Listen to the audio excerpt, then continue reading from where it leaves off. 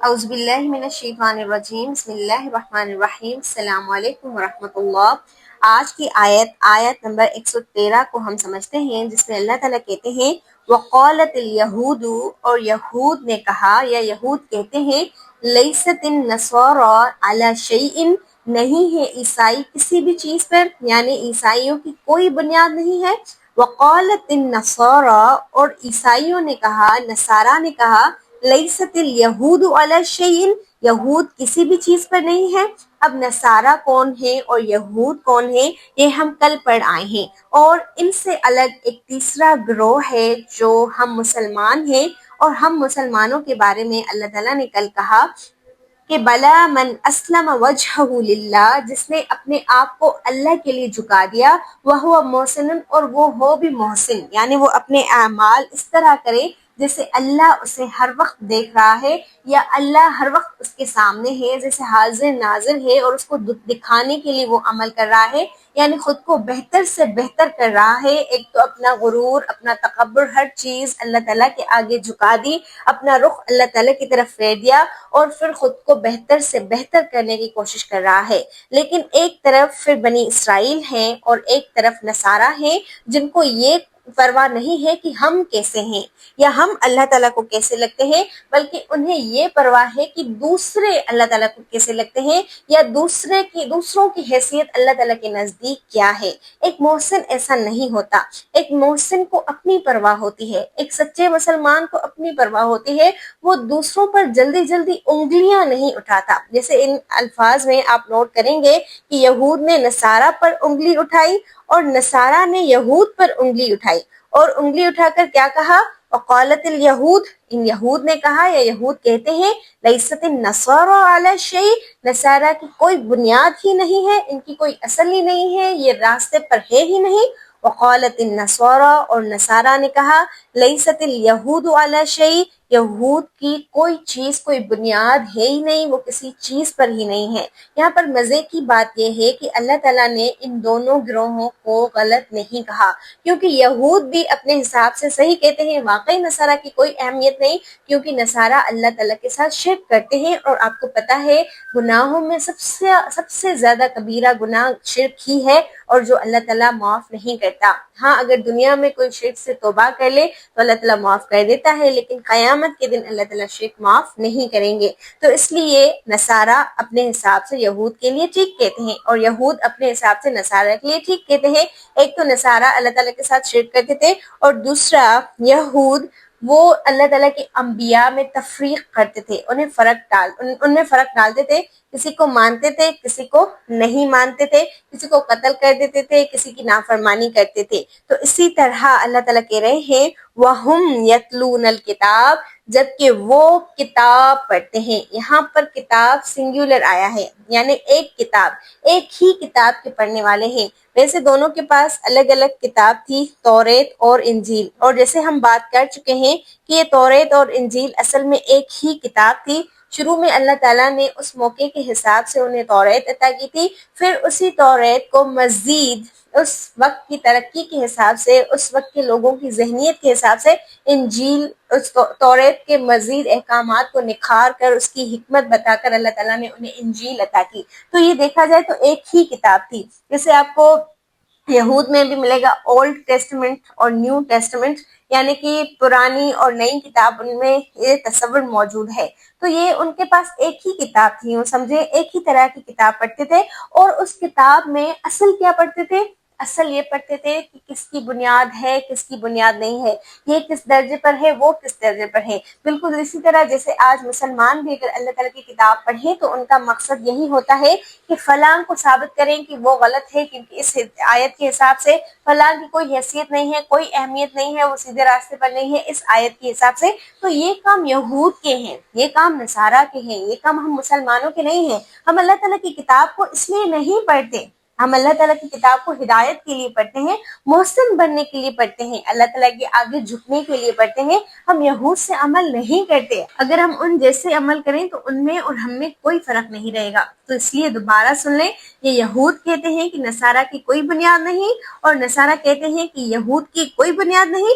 وَهُمْ يَتْلُونَ الْكِتَابَ، جبکہ یہ دونوں کتاب پڑھتے ہیں، وہ سب کتاب پڑھتے ہیں، کذالک قال الذین، اسی طرح کہا ان لوگوں نے، لا یعلمون جو نہیں جانتے. یہاں پر یہ یہود فرسٹ گروپ، ٹھیک ہے، یہاں پر لوگوں کے گروپ یاد کر لیں، ٹھیک ہے، یہ فرسٹ گروپ، اور یہ نصارہ یہاں پر سیکنڈ گروپ، اور یہاں پر لا یعلمون تھرڈ گروپ. یہاں پر آپ نوٹ کریں گے کہ اللہ تعالیٰ نے پہلے گروپ کو واضح کر لیا کہ وہ یہود ہیں، دوسرے کو بھی واضح کر دیا کہ وہ نصارہ ہیں، تیسرے کے بارے میں اللہ تعالیٰ نے کہا لا یعلمون، جو نہیں جانتے. کون ہیں یہ جو نہیں جانتے؟ اصل میں یہ مشرکین عرب ہیں جن کے پاس کوئی کتاب نہیں تھی، کوئی شریعت نہیں تھی، وہ کوئی کتاب نہیں پڑھتے تھے. کذالک قال الذین لا یعلمون مثل قولہم، انہوں نے ان لوگوں کی بات کی، ان لوگوں کی طرح بات کہی جو نہیں جانتے تھے. یعنی یہود اور نصارہ کی طرح مشرکین عرب کو بھی لگتا تھا کہ اصل بنیاد ان کی ہے، اصل وہ ہیں، اصل راستہ ان کا ہے. انہیں لگتا تھا کہ وہ حضرت ابراہیم علیہ السلام کے طریقے پر ہیں، کیونکہ حضرت ابراہیم علیہ السلام نے حضرت اسماعیل علیہ السلام کے ساتھ مل کر بیت اللہ بنایا تھا، خانہ کعبہ بنایا تھا. اور انہیں لگتا تھا کہ یہ جو ہم شرک کر رہے ہیں، یہ جو ہم یتیموں کے ساتھ جو بھی کر رہے ہیں، یا نکاح ہم جس طرح بھی کر رہے ہیں، یہ اصل میں حضرت ابراہیم علیہ السلام کا دین ہے جو ہم فالو کر رہے ہیں. اور اللہ تعالیٰ انہیں کہہ رہے ہیں کہ نہیں، یہ تینوں غلط ہیں. دو کو اللہ تعالیٰ نے ہائی لائٹ کر دیا، واضح کر دیا، تیسرے کو اللہ تعالیٰ نے یہاں پر واضح نہیں کیا، بلکہ کہا کہ یہ تو اسی طرح کی باتیں کرتے ہیں جیسے وہ لوگ کرتے تھے جنہیں کوئی سرے سے علم تھا ہی نہیں. یعنی اللہ تعالیٰ نے یہاں پر انڈائریکٹلی کہہ دیا کہ یہ جو یہود ہیں اور یہ جو نصارہ ہیں، یہ بھی بالکل انہی لوگوں کی طرح ہیں جن کے پاس علم نہیں، کیونکہ یہ اپنی کتابوں کو اس کے اصل مقصد کے لیے نہیں پڑھتے ہیں تو صرف اس لیے تاکہ کسی کے اوپر انگلی اٹھا کر کہہ سکے کہ اس کی کوئی بنیاد نہیں، اس کی کوئی بنیاد نہیں. تو اللہ تعالیٰ آخر میں کہہ رہے ہیں فَاللَّهُ يَحْكُمُ بَيْنَهُمْ، تو یقیناً اللہ فیصلہ کرے گا ان لوگوں کے بیچ یوم القیامتی، قیامت کے دن، فیما کانو فیہ یختلفون، جس میں وہ اختلاف کرتے ہیں. نصارہ کو یہ اختلاف ہے کہ اللہ کا بیٹا ہے یا نہیں، یہود کو یہ اختلاف ہے کہ آپ صلی اللہ علیہ وسلم آخری نبی ہے یا نہیں، اور یہ جو لا یعلمون ہیں، جنہیں کوئی علم ہے ہی نہیں، جو کسی کو نہیں مانتے، نہ کتابوں کو نہ رسولوں کو. تو اب آخری نبی کو، کیونکہ یہ تینوں گروہ نہیں مان رہے، یہ تینوں گروہ آخری نبی کی نہیں سن رہے، تو اللہ تعالیٰ کہہ رہے ہیں کہ ایک دن آنے والا ہے، قیامت کا دن آئے گا جس دن ان تمام اختلافات کا فیصلہ ہو جائے گا. اس دن تمام فیصلے ہو جائیں گے کہ کون صحیح ہے، کون نہیں، کون حق پر ہے اور کون حق پر نہیں ہے. اور یہودی کہتے ہیں کہ نصارہ یعنی عیسائی کسی چیز پر نہیں، اور نصارہ کہتے ہیں کہ یہودی کسی چیز پر نہیں، حالانکہ وہ کتاب پڑھتے ہیں. اسی طرح ان لوگوں نے بھی کہا جو کچھ نہیں جانتے، جیسا کہ ان یہود و نصارہ نے کہا. بس اللہ قیامت کے دن ان کے درمیان فیصلہ کرے گا جس چیز میں وہ اختلاف کرتے تھے. آگے اللہ تعالیٰ کہہ رہے ہیں وَمَنْ أَظْلَمُ، اور اس سے بڑھ کر ظالم کون ہوگا، مِمَّن مَنَعَ مَسَاجِدَ اللَّهِ، جو اللہ کی مساجد سے روکے. کون تھا جو اللہ تعالیٰ کی مساجد سے روکتا تھا؟ یہاں پر وہ تیسرا گروپ، وہ تھرڈ گروپ ہائی لائٹ کر دیا گیا ہے. جیسے ہم نے بات کی تھی کہ یہاں پر دو گروپ تو واضح کر دیے کہ ان کی حرکتیں کیا تھی، اب یہاں پر تیسرا گروپ بھی واضح کر دیا کہ ان کی کیا حرکتیں ہیں. یہ آیت نمبر 114 ہے جس میں اللہ تعالیٰ بتاتے ہیں کہ اس سے بڑھ کر ظالم اور کون ہوگا جو اللہ کی مساجد سے روکے. اب یہ اللہ کی مساجد، اس لفظ کو تھوڑا نوٹ کریں، یہاں پر جمع آیا ہے مساجد. مساجد یعنی مسجدیں، یہاں پر ایک مسجد مراد نہیں بلکہ تمام کی تمام مسجدیں مراد ہیں. جیسے عام حساب سے کہا جاتا ہے کہ اس سے مراد اللہ تعالیٰ کی مسجد بیت اللہ، کعبۃ اللہ ہے، کیونکہ مشرکین عرب مسلمانوں کو اس سے روکتے تھے. جب آپ صلی اللہ علیہ وآلہ وسلم مکہ سے مدینہ گئے تھے تو 6 سال انہوں نے کوئی حج، کوئی عمرہ ادا نہیں کیا تھا جب تک اللہ تعالیٰ نے انہیں خواب نہیں دکھایا تھا. تو مسلمانوں کو اللہ کی اس مسجد سے آنے کے لیے روکتے تھے. اس کے بعد مساجد، اس لفظ کو اگر آپ تھوڑا سمجھیں تو یہ مسجد، اس کا مطلب ہوتا ہے سجدہ کرنے کی جگہ یا سجدہ کرنے کا وقت. اصل میں یہ لفظ اسم الظرف ہے. اسم الظرف عربی زبان میں دو طرح سے استعمال ہوتا ہے، ایک وقت کا مفہوم دیتا ہے اور دوسرا جگہ کا مفہوم دیتا ہے۔ تو اگر ہم اس کا ترجمہ کریں تو اس کا ترجمہ کچھ یوں بنے گا کہ اس سے بڑھ کر ظالم اور کون ہو سکتا ہے جو اللہ کو سجدہ کرنے کی جگہ سے روکے یا اس وقت سے روکے جس وقت میں اللہ کو سجدہ کیا جاتا ہے۔ اور اللہ کو سب سے زیادہ سجدے حج کی حالت میں کیے جاتے ہیں، آپ کو یاد ہوگا۔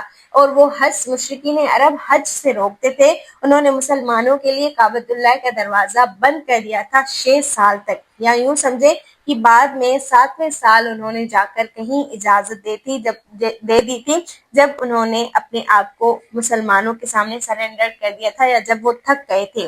تو اللہ تعالیٰ بھی یہاں پر یہی کہہ رہے ہیں کہ وہ شخص سب سے بڑا ظالم ہے جو اللہ کی مساجد سے روکے، اور روکے بھی کیوں؟ این یذکر فی اسمہ، تاکہ اس میں اللہ کا ذکر کیا جائے، اللہ کا نام لیا جائے۔ ویسے یہاں پر کس کو روکے، کس کے روکنے کی بات ہو رہی ہے وہ نہیں ہے، یعنی یوں سمجھے یہاں پر مفعول نہیں ہے۔ ہم دیکھتے ہیں نا کہ اس سے بڑا ظالم کون ہوگا جو لوگوں کو اللہ کی مساجد سے روکے، تو یہاں پر لوگوں کو نہیں ہے، یہاں پر مفعول اللہ تعالیٰ نے نہیں بتایا، بس جو روکے، پھر کسی کو بھی روکے۔ اور مساجد کا اصل مقصد کیا ہے؟ مساجد کا اصل مقصد یہاں واضح ہو رہا ہے ان یذکر فی اسمہ، کہ اس میں اللہ کا نام بلند کیا جائے، اس میں اللہ کا نام لیا جائے، وسعی فی خرابہا، اور وہ کوششیں کرتے ہیں اس اللہ کے گھر میں خرابی پیدا کرنے کی۔ سب سے بڑی خرابی تو شرک تھا، آپ کو پتہ ہے نا، مکہ فتح کرنے سے پہلے 300 سے زائد اللہ تعالیٰ کی مسجد میں، اللہ کے گھر میں بت رکھے ہوئے تھے، اور اس سے بڑھ کر خرابی اور کیا ہو سکتی ہے؟ یا مسجدوں میں ہی اگر فرقہ واریت پڑھائی جائے، ٹولے ٹولے مسلمانوں کے کیے جائیں، تو اس سے بڑھ کر خرابی کیا ہو سکتی ہے کہ مسلمانوں کو آپس میں جوڑنے کے بجائے توڑنے کی باتیں کی جائیں۔ تو اس سے بڑھ کر کون ہے ظالم جو اللہ کی مسجد سے روکے، کسی کو بھی روکے؟ اولئک ما کان لہم، یہی تو لوگ ہیں، ان یدخلوها الا خائفین، جو جب یہ داخل ہوتے تو ڈرتے ڈرتے داخل ہوتے، یعنی اگر ان کے اندر اللہ کا خوف ہوتا، یہ خود کو مسجد کے نگران سمجھتے ہیں، یہ سمجھتے ہیں کہ اللہ تعالیٰ نے ان کو ذمہ دیا ہے مسجدوں کو سنبھالنے کا، تو ان کے اندر وہ تقویٰ تو ہونی چاہیے، وہ خوف تو ہونا چاہیے، وہ ڈر تو ہو کہ وہ جب خود مسجدوں میں داخل ہو تو ڈرتے ڈرتے کہ کہاں کسی عظیم جگہ داخل ہو رہے ہیں، اللہ کو یاد کرنے کے لیے داخل ہو رہے ہیں۔ جب کوئی واقعی پورا اپنے آپ کو اللہ تعالیٰ کے آگے جھکا کر مسجد میں داخل ہو تو وہ اس طرح کے کبھی کام نہیں کرے گا کہ وہ اللہ کی مسجدوں سے روکے یا ان میں خرابی پیدا کرے۔ اور اللہ تعالیٰ کہتے ہیں اگر وہ ایسا کریں، یعنی اللہ کی مسجدوں سے روکیں، ان میں خرابی پیدا کریں، لہم فی الدنیا خزی، تو ایسے لوگوں کے لیے دنیا میں بھی رسوائی ہے، وَلَهُمْ فِي الْآخِرَةِ عَذَابٌ عَظِيمٌ، اور ایسے لوگوں کے لیے آخرت میں بھی عذاب عظیم ہے۔ اللہ سے دعا ہے اللہ تعالیٰ ہمیں ان لوگوں میں سے نہ بنائے۔ اور اس سے بڑھ کر ظالم کون ہے جو اللہ کی مساجد میں اس کے نام کا ذکر کرنے سے روکے اور ان کی بربادی کی کوشش کرے؟ ایسے لوگوں کے لیے مناسب نہیں کہ وہ ان میں داخل ہوں مگر ڈرتے ہوئے، ان کے لیے دنیا میں رسوائی ہے اور آخرت میں ان کے لیے بڑا عذاب ہے۔ آیت نمبر 115 میں آگے اللہ تعالیٰ کہتے ہیں وَلِلَّهِ الْمَشْرِقُ وَالْمَغْرِبُ، مشرق اور مغرب اللہ ہی کے لیے ہے۔ مسلمانوں کو شاید برا لگتا ہو کہ وہ اللہ تعالیٰ کے گھر کو چھوڑ آئے ہیں، جہاں وہ اللہ تعالیٰ کو سجدہ کرتے تھے، وہ جگہ چھوڑ آئے ہیں، تو اللہ تعالیٰ اب مسلمانوں کو کہہ رہے ہیں کہ تمہیں پریشان ہونے کی کوئی ضرورت نہیں ہے، بلکہ مشرق اور مغرب، دنیا کا ہر کونا کونا اللہ ہی کا ہے، تم جہاں بھی اپنا چہرہ پھیرو گے تم اللہ کو ہی پاؤ گے۔ فَأَيْنَمَا تُوَلُّوا، پھر جہاں بھی تم پھیرو گے، فَثَمَّ وَجْهُ اللَّهِ، تو تم اللہ کے چہروں کو، اللہ کے رخ کو پاؤ گے، یعنی وہاں اللہ تمہیں ملے گا۔ ان اللہ واسع علیم، یقیناً اللہ وسیع اور علم والا ہے۔ دیکھیں یہاں سے اصل میں مسلمانوں کو تیار کیا جا رہا ہے، کس کے لیے تیار؟ قبلہ کی طرف رخ کرنے کے لیے تیار۔ کچھ ہی آیتوں کے بعد ہم پڑھیں گے کہ مسلمانوں کا قبلہ کیسے تبدیل کیا گیا اور بیت المقدس پہلے قبلہ کیوں تھا، کس طرح تھا، کب سے تھا، پھر اللہ تعالیٰ نے انہیں کعبۃ اللہ کی طرف کیوں قبلہ چینج کرنے کے لیے کہا، اس وقت اس ماحول میں، اس پورے وقت میں کیا تبدیلی آ گئی تھی، کون لوگ تھے، کس طرح کے لوگ اٹھ گئے تھے اس حکم کے بعد۔ یہ سمجھے کہ یہ اپنے آپ میں ایک بہت گہرا ٹاپک ہے، بہت بڑا ٹاپک ہے، اور یہ دوسرے سپارے کے شروع میں ہی آ رہا ہے، اور الحمدللہ ہمارا پہلا پارا ختم ہونے کو ہے۔ ابھی کچھ آیتیں رہتی ہیں لیکن ختم ہونے کو ہے، اور اس کے بعد ہم دیکھیں گے کہ اللہ تعالیٰ نے کیسے قبلے کی تبدیلی کی اور کیسے ان لوگوں نے اس بات کو ایک بڑا بلنڈر بنا دیا، ایک بڑا فساد کہنے کی وجہ بنا دی، جو اس کے لیے راضی نہیں تھے۔ اور کیوں راضی نہیں تھے؟ انہیں کیا مسئلہ تھا اگر اللہ ایک قبلے کو، ایک طرف کو چھوڑ کر دوسرا قبلہ دیتے، یا کیا ضرورت تھی کہ ایک قبلہ دینا ضروری تھا؟ یہ تمام چیزیں انشاءاللہ ہم آئندہ سیکھیں گے۔ اور مشرق و مغرب اللہ ہی کا ہے، پس تم جدھر بھی رخ کرو وہیں اللہ کا چہرہ ہے، بے شک اللہ وسعت والا، سب کچھ جاننے والا ہے۔ اب اللہ تعالیٰ آگے کہہ رہے ہیں وَقَالُوا اتَّخَذَ اللَّهُ وَلَدًا، اور ان لوگوں نے کہا کہ اللہ تعالیٰ نے اولاد بنا لی ہے۔ سبحانہ، اللہ پاک ہے ان تمام چیزوں سے۔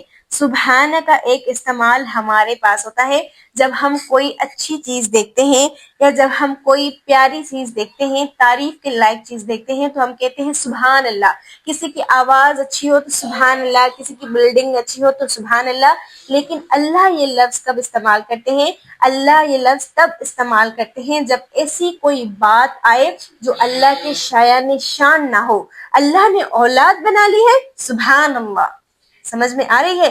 یعنی کوئی ایسی بات کرنا جو اللہ تعالیٰ کے مقام کے اعتبار سے درست نہ ہو، تو اللہ تعالیٰ سبحان اللہ استعمال کرتے ہیں۔ اس سبحانہ کا مطلب کیا ہے؟ اس سبحانہ کا مطلب ہے پرفیکشن بیان کرنا، اللہ تعالیٰ کی بڑائی بیان کرنا، اللہ کی تسبیح بیان کرنا، اللہ تعالیٰ کے مقام کو اس کے مدار پر رکھنا۔ وَقَالُوا اتَّخَذَ اللَّهُ وَلَدًا، اور لوگوں نے کہا کہ اللہ کی اولاد ہے، اللہ نے بیٹا بنا لیا ہے۔ سبحانہ، اللہ کی ذات پاک ہے ان تمام شرکوں سے۔ بل لہو ما فی السماوات والارض، بلکہ اسی کے لیے ہے جو کچھ آسمانوں اور جو کچھ زمین میں ہے۔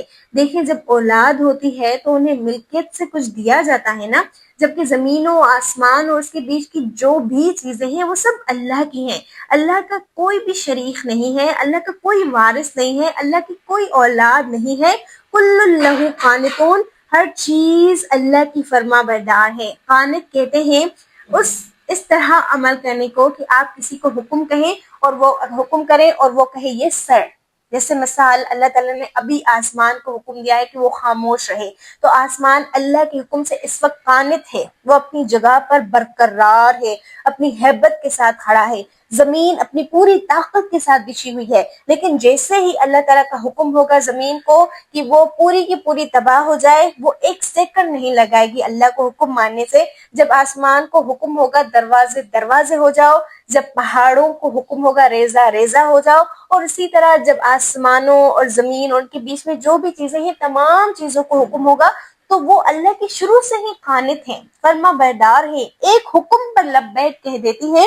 تو تمام چیزیں جب اللہ کی ہیں تو اس کی اولاد کیسے ہو سکتی ہے، اس کا بیٹا کیسے ہو سکتا ہے؟ اللہ ان تمام چیزوں سے پاک ہے۔ بلکہ اللہ تعالیٰ کہتے ہیں، اچھا یہ ہماری آج کی آخری آیت ہے، بدیع السماوات والارض، اللہ تعالیٰ نے تو ابتدا کی آسمان اور زمین کی۔ بدیع کہا جاتا ہے نئے سرے سے شروعات کرنا، یعنی کوئی مٹیریل نہیں تھا اللہ کے پاس۔ ہم جو بھی چیز بناتے ہیں نا وہ کسی نہ کسی مٹیریل سے بناتے ہیں۔ جیسے مثال اگر ہم نے فرنیچر بنایا تو لکڑی سے یا لوہے کے ساتھ بنایا، اسی طرح اگر ہم نے کوئی اور چیز بنائی، ہم نے کوئی درخت اگایا تو ہمیں اس درخت کے اگانے کے لیے کوئی اور چیز ہونی چاہیے، کوئی بیج، کوئی ککڑی ہونی چاہیے۔ لیکن اللہ تعالیٰ نے جو زمین و آسمان کی ابتدا کی تو اللہ تعالیٰ کے پاس شروع میں کوئی مٹیریل نہیں تھا، کوئی وسائل نہیں تھے۔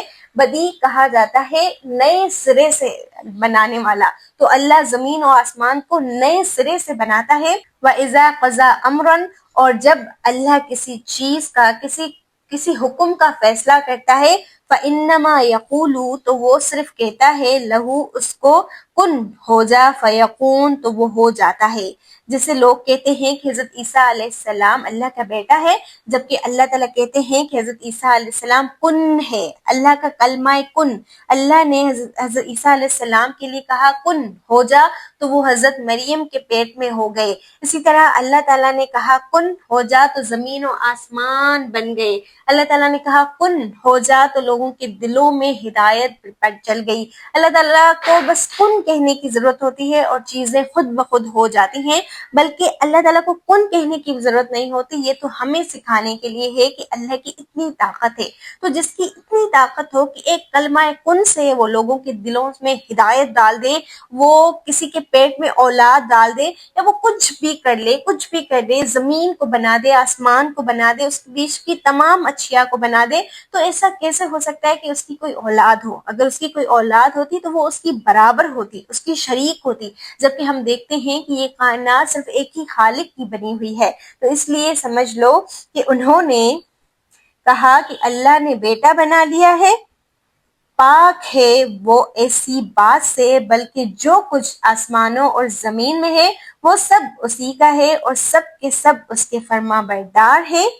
وہی آسمان اور زمین کا پیدا کرنے والا ہے، اور جب وہ کسی کام کا فیصلہ کرتا ہے تو بس اسے کہتا ہے ہو جا، بس وہ ہو جاتا ہے. تو اللہ تعالیٰ ہمیں صحیح سے سمجھ عطا کریں، اللہ تعالیٰ ہمیں ہر چھوٹے بڑے شرک سے بچائیں، اور اللہ تعالیٰ ہمیں اپنی کتاب کا صحیح مفہوم اور صحیح علم عطا کریں. السلام علیکم.